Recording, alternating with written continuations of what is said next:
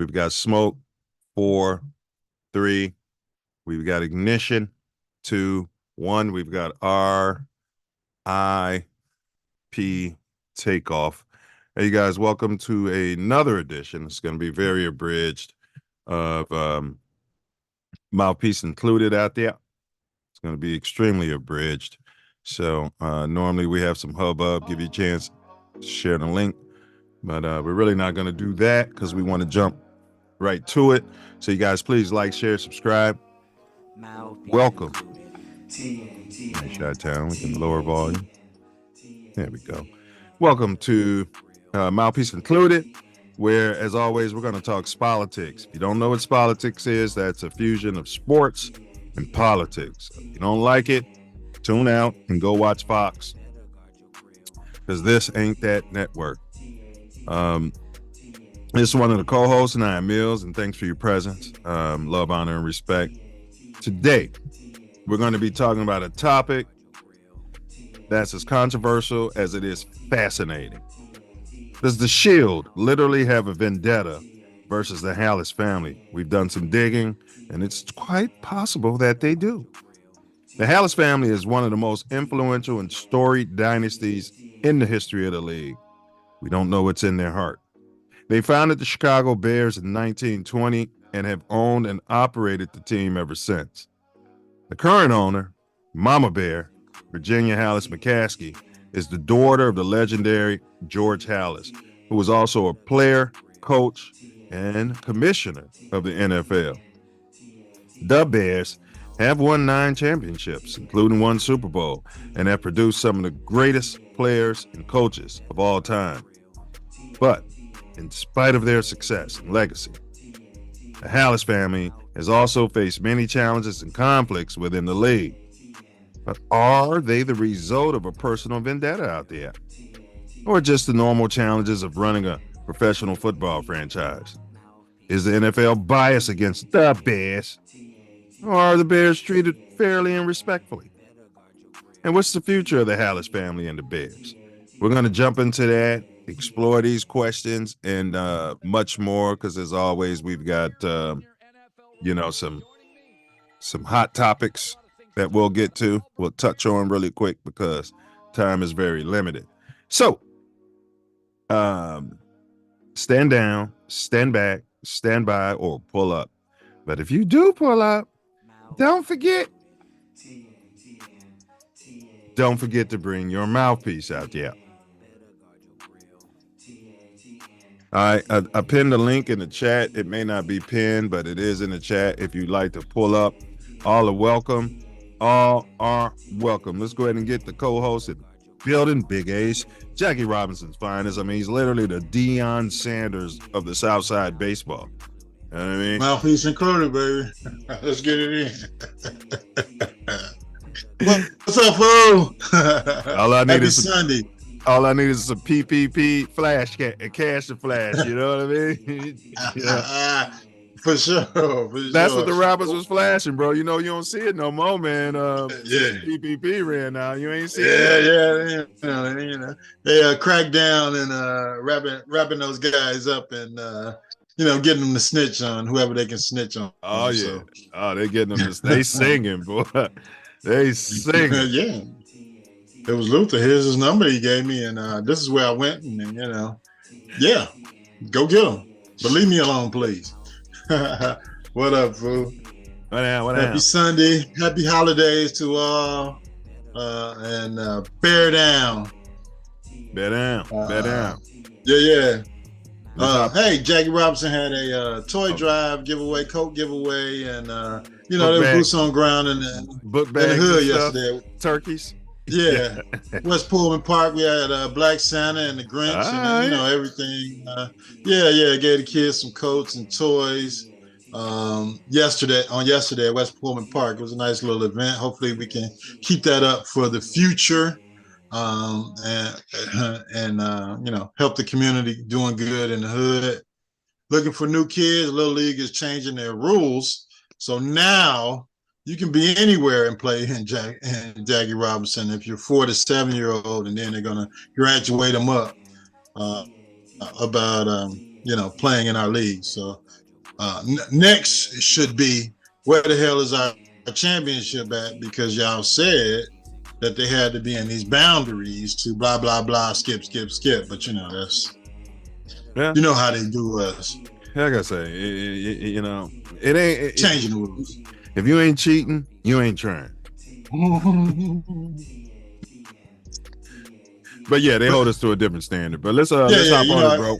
Go ahead. Just like the Bears. Yeah, just like the Bears. All right, today's topic: does the league have a vendetta versus the Halas family? Plus hot weekly topics. I got nothing on baseball except, I'm out here on the left coast and I'll be asking these Dodgers fans when they come wearing the jersey, even some old school, like some senior citizens, and they kind of feel like they don't think that the Asian Babe Ruth is worth all that money. Man, they said the ticket price is already going up, bro. Well, they say you make it $2 million for the next 8-10 years, and then they're gonna escalate it to $68 million. I'll be watching out for my health after the 10 years, because I think they're gonna send John Wick after them if they still on the team. You say for that kind of money? Yeah. We're gonna get 10 years out of them, and then I hear you, bro. Pay me now. Yeah, we could backload this $2 million. We could backload these $2 million, but pay me now. For sure, or $5 million, maybe 10 at the most. But I'm not, you're not finna backload no $68 million. Man, the Dodgers can mess around and file bankruptcy. I know it's not likely, but shit. Yeah. That's what I would do. Chapter 12. Yeah, we thought it would work out, but and we're gonna sell the team. And we're going to take this and we're going to call the government and cancel his work visa. I could pay somebody working for the government $1 million. Cancel his work, get him deported out of here so we ain't got to worry about this shit. All right, $2 million. You know what I mean? Yeah, they don't know the USA. Right. I don't know what his agent was thinking. I don't either. This is the United States of America. They'll screw you in a minute. Man, ain't got no problem, especially if you ain't drop dead gorgeous. Absolutely. All right, let's move on, man. So I just wanted to cover this Draymond suspension. I be bumping for Draymond, man, but I really think it's much to do about, like, okay, he turned around and he slapped dude, or half slapped, half fist him. But bro, come on, man, that dude flopped. Then he laid down with his little, you know what I mean? Yeah, bro, like, come on, you a grown man, like. Yeah. Let's get up and choke the hell out of that's what I'm saying. That's all Draymond needs, is somebody to get up and choke the shit out of him, and he'll be all right. But we did grow up in the Bulls Pistons era, so that little turnaround, slap, flop means absolutely nothing to man, us. He laid out like he got hit by a car, man. Like, seriously, bro, get your big ass. You embarrassing yourself and your family and your shithole country. Family and your country, whatever shithole country you came from. Yeah, and then he needs to get some help. I'm here to play basketball. Well, you know what I mean. Yeah, come on.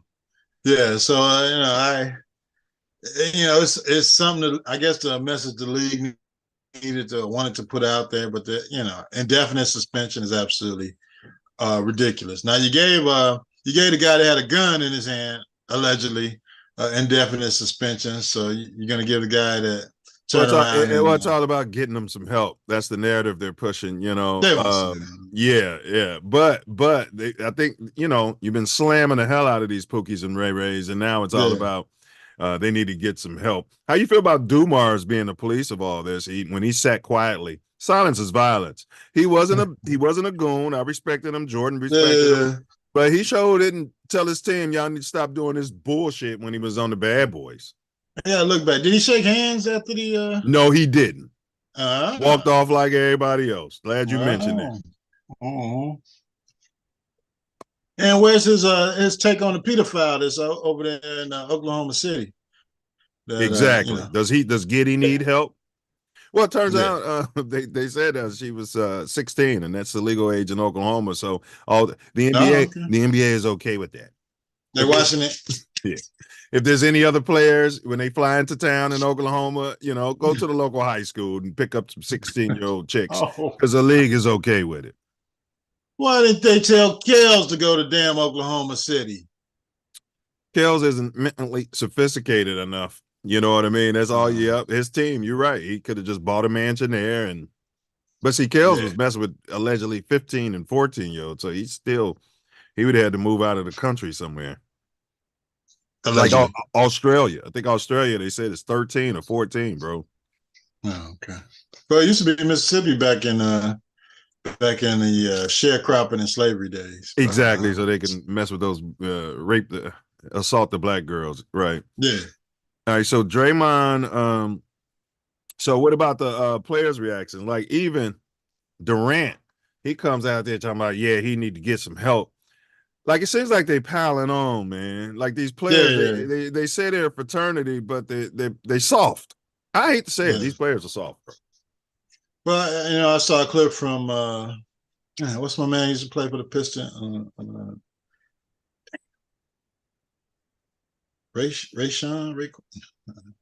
One of the Pistons former player, Rasheed Wallace.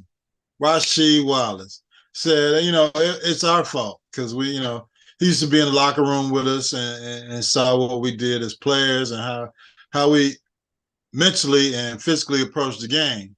So this is the mentality that Draymond has playing in this particular NBA era.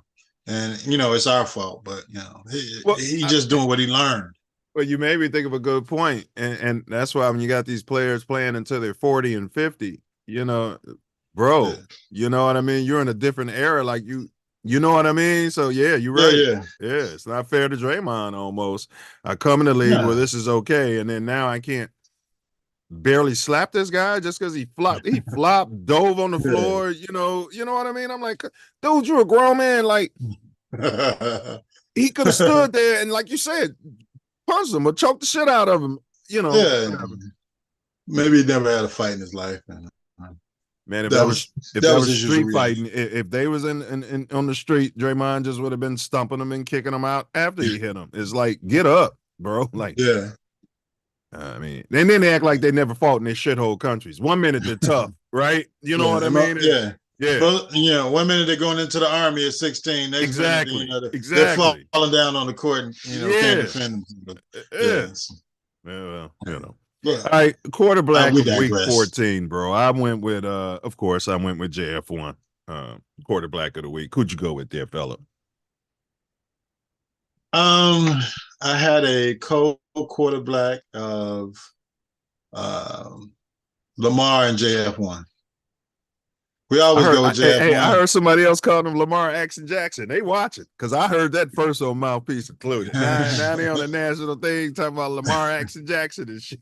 Of course they're watching. Come on, it's easy to steal. Yeah, it is. It is. Yeah.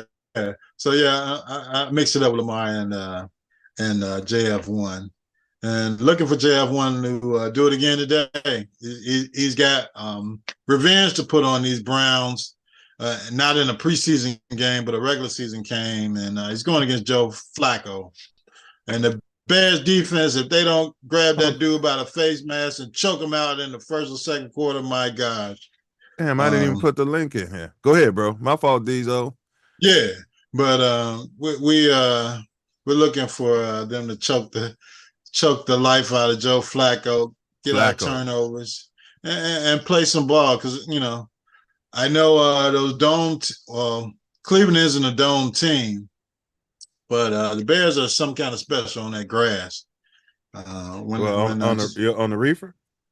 Yeah, on the grass. When JF1 changed direction on that grass, there's not much anybody really can do to catch up with him. So. Well, hopefully, I mean, you raise a couple points. So since we're there, I'm going to go on a rant next week. You guys at you and Diesel haven't prepared a rant. I'm waiting for you guys. I'm going on a rant. I got data where everybody, got Justin Fields and name in their mouth. I got data and I'm asking questions. Why can't he get paid? You know what I'm saying, Ace? Why can't he get paid like these other quarterbacks who've won literally nothing? And to your point, Josh Allen has been a turnover machine, and they've been playing for better teams, better coaching around them, et cetera, but they get the bag. But poor little Pookie Fields, he's got to be perfect. You know what I mean? To even get considered to get paid. And then when they bring in this next black quarterback, they're going to do the same thing to him that they did to Justin Fields. What up, Diesel? Big ups, bro. Big ups.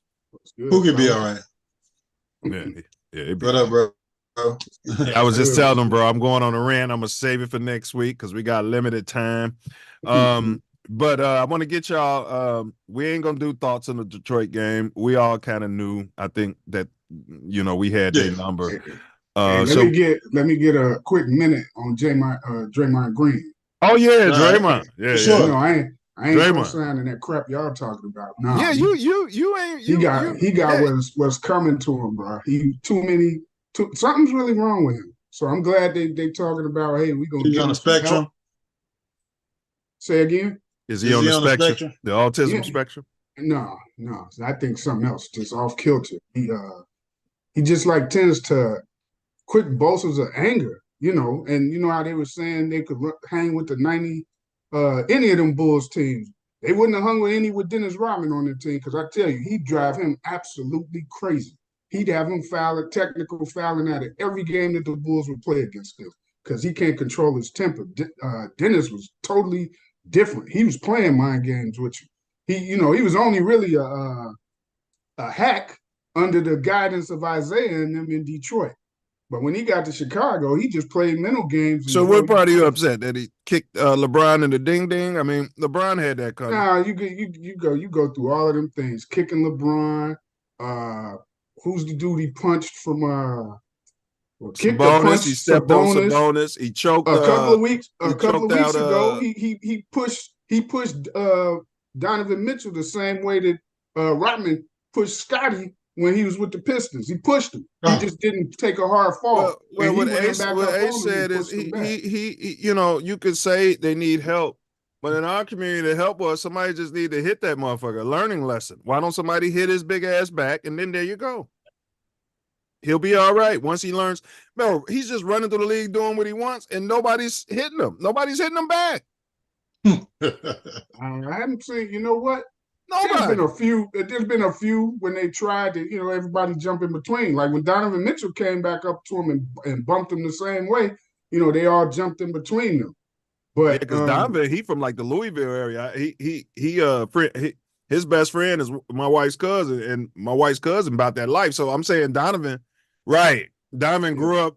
Right, he wasn't hooping in the AAUs probably. He was probably right. Hooping. I don't know what you've been doing, but this ain't that. This ain't that. What's crazy is most of the dudes in the league, they said if you ask them about Donovan Mitchell, they say he's like one of the nicest dudes in the league. He's not like a dirty player or try to hard foul you like that. So when Draymond did that to him and he ran back and hit him, and that was only a few weeks ago. But that's what I'm saying. You don't know a person outside of work. That's what I'm saying. Motherfucker can be cordial in the office and you do something to him, you just don't know a motherfucker outside of work. Then what he did to Rudy Gobert. I mean, he did Rudy Gobert like the week after. Yeah, but they say he like to hit the foreign players. I think he don't respect them when they're from those shithole countries. Hey, he might not, man. It's going. You know what? It might have to take like I seen a little video clip of Kenyon Martin when he knocked the shit out of Karl Malone. I mean, you could pull it up. You say, hey, Karl Malone wasn't the same no more after that, huh? No, stop that bullshit. Hey, he said Karl Malone had a 16-year-old up there in Utah. He was like Josh Giddey. That was all over the news too. He got Karl Malone back for what he did to Isaiah when he bust his head. Isaiah had that coming. He had it coming big time. But he said, because he from Saginaw, Michigan, I think, Kenyon Martin. Mm-hmm. So he's like, I did that for Zeke. He was like, nah, I ain't like how Karl Malone did him. And he's like, I thought he was gonna get up ready to fight. He was like, he just laid there. And Zeke won't return this dude's phone calls today. I guarantee you, if Kenyon Martin calls Zeke. No, actually, Zeke was like, love you, brother. Get him out, love you, brother. Of course, so like, but I bet he blocked his number now. Yeah, it'll probably take somebody to come in is, these players, they not built like they was. Even in the early 2000s, they were built different. Yeah, These it's a players generational now, thing. But yeah. y'all give me your predictions. Ace, right now the Bears. But y'all give me your predictions, because me and Ace have been creeping up on you guys as far as Bears Bear predictions. down. Yeah, I'm Ace is 6. Shit, Ace is 6 and 7 in his Bears predictions. I'm 8 and 5, and Diesel, we gave you a tie since you sat there and predicted both teams. So you're 8-4-1. I'm on your ass. Hey, I was pretty on it though, right? I'm The on way your that ass. Of game course, went, you couldn't have been I was wrong. on it. Nah, I Yeah, was so on was I. No, you wasn't on it. I predicted a win. You 28 Yeah, me never- too. Yeah, I ain't picked never the Bears been to on. win. Right, I was on Yeah, it. this dude picked the Bears to be 13 and 3 or something like that, right? 14 and 3. Coaching. 14 and 3. But it was the injuries too. But who y'all got? Who y'all got in today's, and what's the score? I'm going with, this is tough, but I'm gonna go with the Bears, and I'm going 17-13. I just don't believe in Flacco. No, they're gonna grab him by the neck and hurt him in the first quarter. I don't know who they got as the 5th string quarterback, but Bears 24-17. I'm gonna go with Cleveland 24-20. Cleveland's tough at home, man. They tough at home. Now, I know they're 6-1, but they haven't played the their Bears defense hasn't been as good as it was like the first 5 games of the season. But at home, they still. I think I like RD compared up to them, man. We could do something as long as RD. We got to give a shout out to Eberflus, man. The D been playing. I know they ain't been the best teams we've been playing, bro. But they've been don't matter. healthy. They NFL teams. You can only play who's on the schedule. They've been playing. And they've been healthy though. I mean, that's what I was saying when everybody was maligning Eberflus. I'm like, the whole fucking team is hurt. If anybody's played sports, you could talk all that next man up shit you want. Okay, if you're missing one guy, you might be able to, you know what I'm saying? 2 guys, that's like Simeon. Benji Wilson's hurt. Nick Anderson's hurt. The top 3 guys hurt. And Bob Hambrick would have won games and finagled it because they had so much talent, but the Bears ain't never had that kind of talent like Simeon. Right. You know what I'm saying? So if we lose starters, now as we keep building the roster up, then we got Montez Sweat was a huge addition. You gotta give Poles for that trade. It was worth it all day. His impact on the whole line. But the meatheads were already questioning Sweat after his first game when we didn't need him. Yeah, we didn't need him. We're gonna lose this year. What the hell we need him for? What have we learned about that turf at Soldier Field, especially for the pass rushers? You got to adjust to it. It's different. It's not like that regular. But they said the field's been better this year. Even Justin acknowledged that. I don't know what they're doing different. Justin said Flus changed the grass. Yeah. Oh, is that what happened? When Flus came in, he changed. I think Kentucky bluegrass. But he went in and said, we need some different grass. He changed the whole turf and the whole stadium. Justin said it's much, because you remember our field always got maligned, but Justin said it's much better this year than it's been. All right, Booker of the Week, I'm going with Stephen A. Smith. He came out there. Yeah. Well, he blamed Steph Curry for the Draymond. He said if LeBron was Draymond's teammate, we would all be blaming LeBron for not keeping Draymond in check. And I think that's a flat out lie. I wouldn't be blaming nobody for this grown man. You know what I'm saying? So what he said was, he said Steph his leadership should be questioned. And your boy Steve Kerr clapped right back at him. And then Stephen A. got this. You know what though? I'm not gonna say I totally agree with him. Yeah. But there is something to that, because the same way I hold Isaiah Thomas mainly responsible for the bullshit that the Pistons was doing. Even though he wasn't the usual aggressor and shit, he did do his stuff, but he wasn't as much as Mahorn, Lane Beer, Sally Roberts. Right, he should put his goons on people. It was under his direction. So if it was a Rico case, he'd be at the top of the pyramid. Yeah, so a little bit, I can see what he's saying. Like, well, Stephen Curry, how come you can't control your guy? You can't get him to settle down a bit to follow your leadership? That's what he probably saying, although I don't agree with it totally, because, Green acts like he's his own man based on his relationship with that general manager. And Steph Curry's going to be like, did you see what he did to Poole? Yeah. Well, he's not going to come out and say he's on the spectrum. Nah, he hit Steph Curry like that, they're going to arrest him. He going to jail. You ain't about to hit Steph Curry. They're gonna, oh, no, you're not touching him like that. I bet you Steph would get him and try to hit him back. Oh, yeah, he would have. He would have. He would have. Something else would have happened. Or he tell him I'll sue your ass. Not saying he wouldn't have got his ass whooped, but Steph would have got him did something because he's a dog, and that's. But I hear you what you're saying, and Ace, what's your take on this? With the Stephen A. I didn't like that he came back and lied and tried to say, and I'd have to play it. We don't have time. He tried to say that's not what he meant. Come on, man, you imply like we know what an implication is, man. You ain't the smartest dude in the world because you went to some shithole college. But go ahead, Ace. Yeah, that's for Stephen A. Smith. I mean, you can come up with anything to get your narrative out there for the NBA, but you can't blame that on another player. I mean, this has been his history of play in the NBA for his entire career. So I don't think you can blame that on Steph Curry. You just got it. It is what it is. That's the type of player he is. You didn't blame Michael Jordan for the. You don't blame LeBron. You don't blame LeBron for unibrow not balling. Steph Curry, see, he's not the same kind of.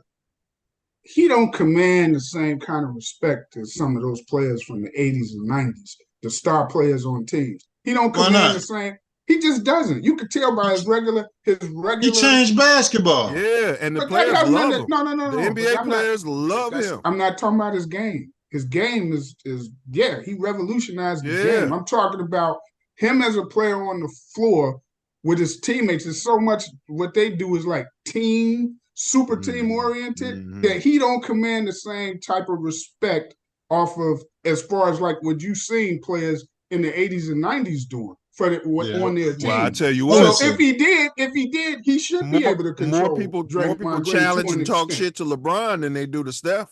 I tell you that much. I think Steph's. Well, yeah, because it's a different. That's a different type of. Again, he's not a bad dude. So here's a take. Say Jordan. Say Rodman was acting crazy when he came to the Bulls, right? You don't think whether they would have did it behind doors or publicly, hey man, we can't have him playing like that. He's gonna have to control his emotions. He's gonna have to stop. He's gonna have to stand down. I'm glad you said that. But we don't know if Steph's doing that. I think he's doing it behind door, closed doors. And that's what Steve Kerr said. Go ahead, Ace. Go ahead. And I think as far as the Jordan Poole incident, he might have told him to go over there and smack the shit out. I mean, come on.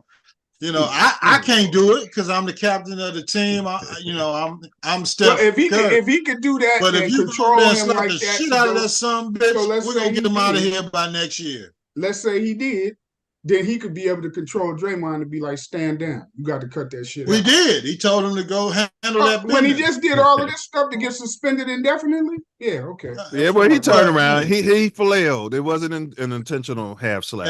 But indefinite suspension is not going to be indefinite. Correct. It'll be over in probably a week. He's going to see Haversham and it ain't going to be over in no damn week. He got suspended, 5 games? It'll be 4 games. Time. He got 5 games the previous time, right?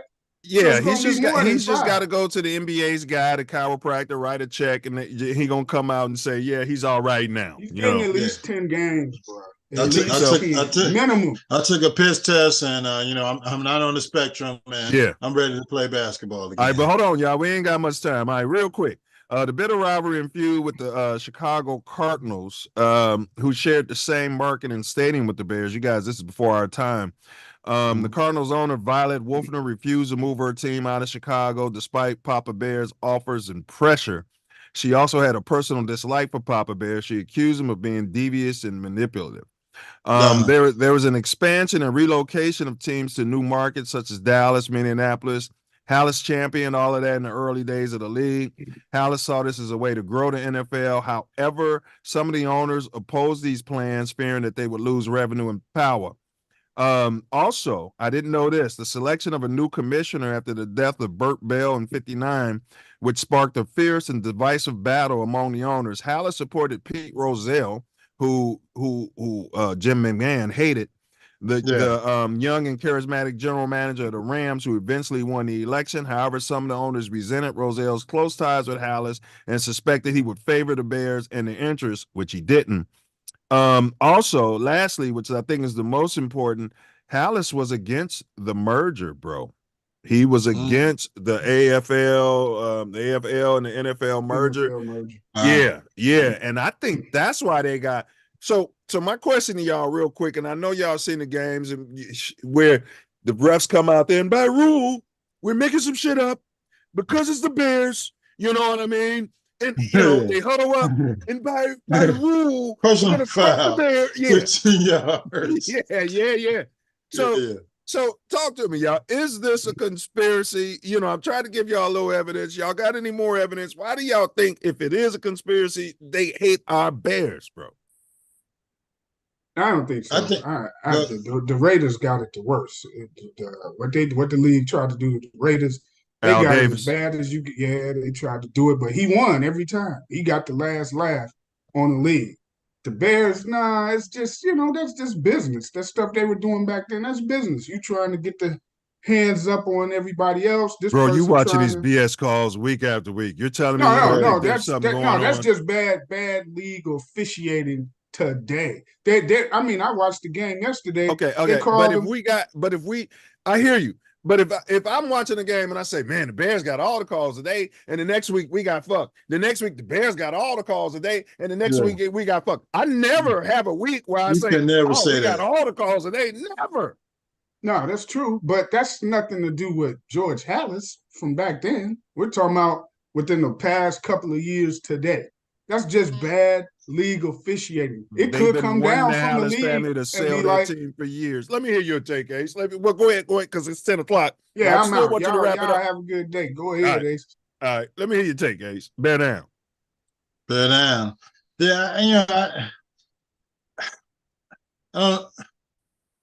it partially could be conspiracy theory, but it partially could be the terrible, horrible officiating. And every game I see a call coming down to the end, and I think maybe our next take should be on sports betting and football, because it's got to be something, just like in way basketball was, that that this sports betting is affecting these games. You got blatant pass interference calls that can make or change who wins the game, and these guys aren't calling it. And definitely against the Bears, we know they're changing the game with the pass interference and the crazy calls they're calling. And now the big debate is over the offsides that they're calling every game against different teams. That's affecting the game. So next, our theory, in addition to that the league doesn't like the Bears, is the sports betting, because there's no way you can say that every official that is in the NFL, I know they're all CEOs and captains of industry and lawyers and doctors and whatever, and they just work on the weekends for the NFL. But there's no way you can say they're not tempted or swayed by sports betting to to determine games. Well, I do feel like, since it's Chicago, a lot of times I felt like, somebody's on the take. There's something going on. You know what I mean? Like the Black Sox scandal. But if Diesel could say, well, they had a vendetta against Al Davis, right? If they can hold a grudge against Al Davis, then it would seem to follow, because Papa Bear was Al Davis long before Al Davis was Al Davis, bro. That's all I'm saying. Yeah. Papa Bear he wasn't in alignment with all the other owners about everything. He would push back. And that's why I think they named the NFC trophy after him, but not the Super Bowl trophy. Because the Lombardi trophy should be the Halas trophy. If you look at the history, absolutely. But for some reason, how you gonna name it after a coach as opposed to one of the founders of the league? It was a and one of the commissioner. original Correct. team owners. Yeah, Correct. Correct. yeah, Correct. yeah, absolutely. And he But was a winner.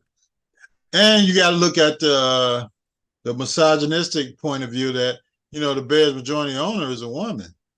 So how many of those do you have in the NFL besides I think the Rams, Yeah, the Bears, and that's got to probably be it. bro. I think another thing they're trying to do is, so the Bears are family owned, so it's like a franchise as opposed to corporate. And everybody's trying to move to these big corporations. Like they'd be happy if McDonald's bought the Bears. Yeah. You know what I'm saying? And and the league owners are like, no, this is the old boy system. And so when I thought about it, I said, I don't know. Like big corporations don't, like Apple don't do shit for me. You know what I'm saying? So yeah, it'd be like if Microsoft bought the Bears and somehow they're conditioning us to feel like that'd be better, for the team. It'll be run more efficiently. Corporations steal and waste money and do all types of bullshit. But I think there's a movement to kind of get that team out from the Halas family. That's all I'm saying, and the McCaskey family. But they have no reason to sell the Bears. I mean, the NFL franchise is like ATM. So you go ahead and tie this to your final words. Go ahead. Yeah, the NFL franchise is an ATM. So you just print money. I understand, just like Las Vegas moved away from the La Cosa Nostra, allegedly, and to these corporations, they want the NFL to move away from these family-owned franchises to corporations. So there's more money feeding into them. The teams are worth more money. There's a line item on a corporation for the Walmarts or the Microsoft owners, and they're looking for the Bears to do this and push all of the operations over to your president, general manager, and your coach. And the Bears are still holding on because this is the revenue generator for the family. Right. So I mean, and plus I don't know about the younger kids, but I know Virginia still has love for what her father started. Now, that's why he left her the team. Yeah, so maybe once she passes on, the kids will be like, all right, well, let's cash in and sell it to whoever wants it for these billions of dollars.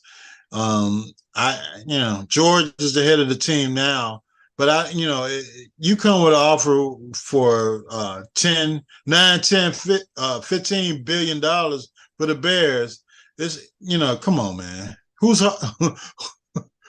going to say no to that? Because my grandfather was the original owner. Well, you're making a good point.